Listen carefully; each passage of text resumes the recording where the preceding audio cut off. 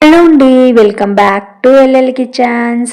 ఇవేంటని చూస్తున్నారండి. నేను ఇప్పుడు చిదివితే మంచిగా క్రంచీగా సౌండ్తో స్మాష్ అయిపోయాయండి. అవి వచ్చేసి రాగి కుర్కురేలు, పక్కనున్నవి మాత్రము జొన్న అటుకులు, తెల్లవి మాత్రం జొన్న పేలాలు.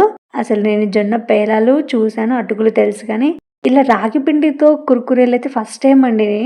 మార్కెట్లో అమ్ముతుంటే తీసుకొచ్చాము మేము.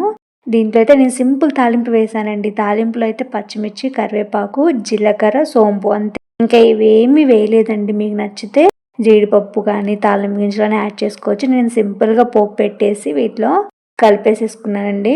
రుచికి సరిపడా సాల్ట్ వేసేసుకున్నాను. అంతే, ఎమ్మీగా ఉండే స్నాక్ అయితే రెడీ అయిపోయిందండి. అటుకులనేమి నేను ఫ్రై చేయలేదండి.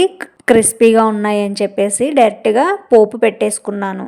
రాగి కుర్కురేలు మాత్రం హైలైట్ అండి. కొంచెం అల్లం కూడా వేశారు, సూపర్ టేస్టీగా ఉన్నాయి. మీరు ఈసారి మార్కెట్కి వెళ్ళినప్పుడైతే ఇవి మిస్ చేసుకోకండి. పిల్లలు భలే ఇష్టంగా తినేస్తూ ఉంటారు. ఈ వీడియో మీకు నచ్చినట్టయితే like and share and subscribe to my channel.